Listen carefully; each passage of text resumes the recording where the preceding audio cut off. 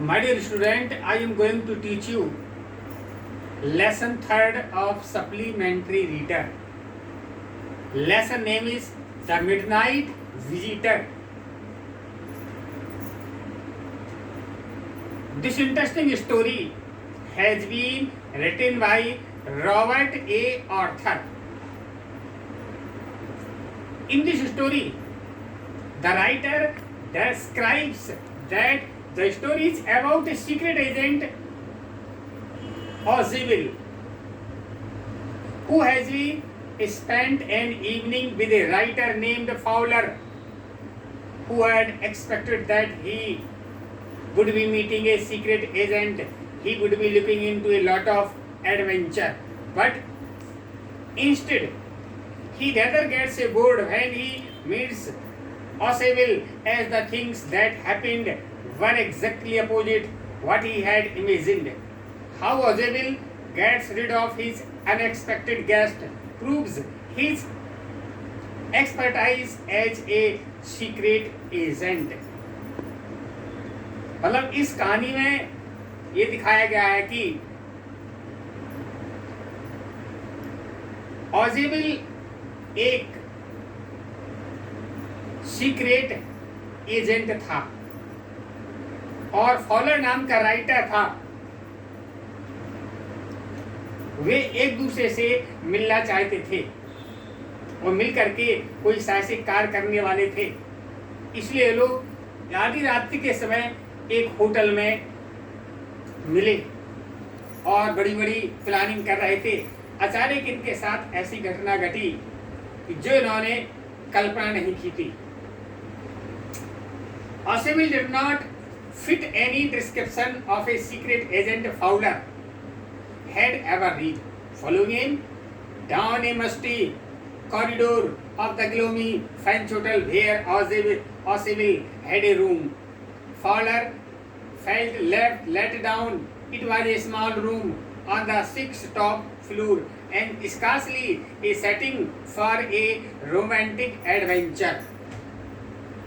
Faller ने जासूसों के जितने भी बर्डन पड़े थे उनमें से किसी के साथ भी ऑसेबल का मेल नहीं खाता था। फ्रांसीसी होटल जहां ऑसेबल ने कमरा ले रखा था बहुत ही कम प्रकाशित था।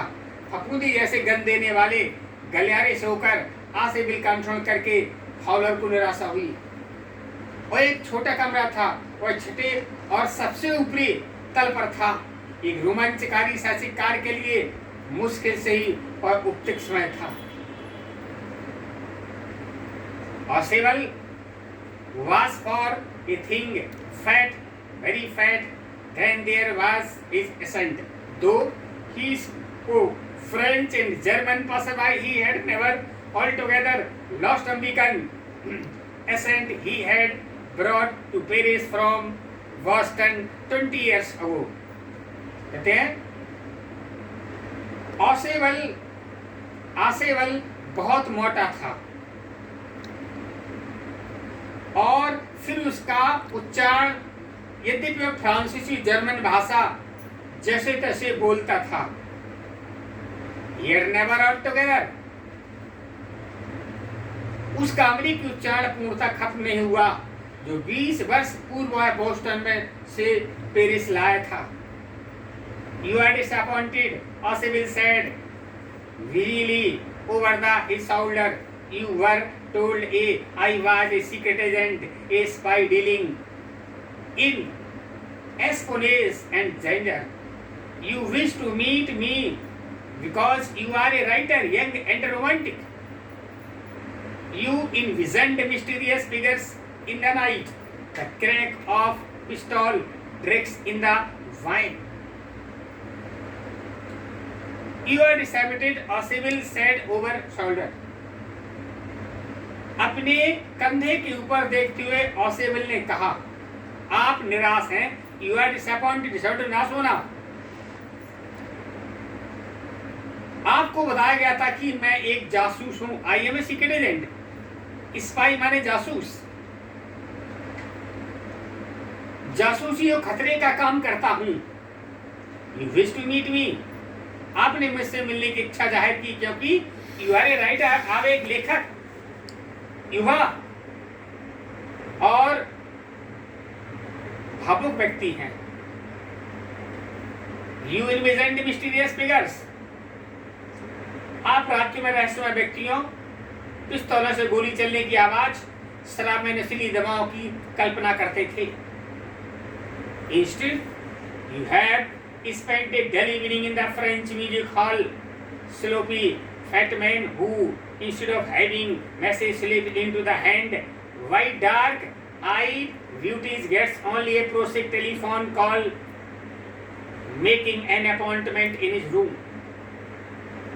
Instead में होता है के बजाय, इसके बजाय आपने एक मोटे लापरवाह व्यक्ति के साथ एक फ्रांसीसी संगीत हाल में नीरस शाम बिताई है। Sloppy, fat who have instead of having passage slip into his hand by dark-eyed beauties. इसके स्थान पर काले नेत्रों वाली सुंदर युवतियां उनके हाथ में चुपचाप कोई संदेश देती थी। वह दूरभाष की साधारण आवाज सुनता है। Calling make a appointment in his room, वह अपने कमरे में किसी को मिलने के लिए समय देता है। आप ऊब गए हैं। You have been bored. The fat man chuckled to himself as he unlocked the door his room. उसने अपने कमरे का दरवाजे का ताला खोला। अपने निराश अतिथियों को कमरे में प्रवेश करने के लिए एक और खड़ा हो गया। You are disillusioned, Asable told him, but take cheer, my young friend. Presently you will see a paper, a quite important paper for which several men and women have risked their lives. Come to me some day soon. That paper may well affect course of history. आसेवल ने उससे कहा, आप निराश हैं, पर मेरे युवा मित्र प्रसन्न हो जाओ। आप शीघ्र ही देखेंगे कि एक बहुत महत्वपूर्ण पेपर, जिसके लिए बहुत से आदमियों औरतों ने अपने जीवन को जोखिम में डाला है, मेरे पास आएगा। जल्दी ही किसी दिन वह पेपर इतिहास के रुख पर अच्छा खासा असर डाल सकता है। In thought, in drama, in there no, इस विचार से में ही एक नाटक का भाव पैदा होता है, कैसा नहीं है। As light come on, fall her head just a optic thrill of the day, for halfway across the room, and a small atomic pistol in his hand stood a man. Possible blinked a few times. Max, he whizzed, you gave me a quiet start. I thought you were in Berlin. What are you doing here in my room? ऐसा कहते हुए आसेवल ने अपने पीछे का दरवाजा बंद किया, फिर उसमें बत्ती बुझाई। जैसे प्रकाश हुआ, हौल उस दिन का पहला रोमांचकारी एहसास हुआ। कमरे के मध्य में एक आदमी खड़ा था, जिसके हाथ में छोटी स्वचालित पिस्तौल थी। ऑसिविल ब्लिंक्ड ए फ्यू टाइम्स, ऑसिविल ने कई बार अपनी आंखें झपकी ली।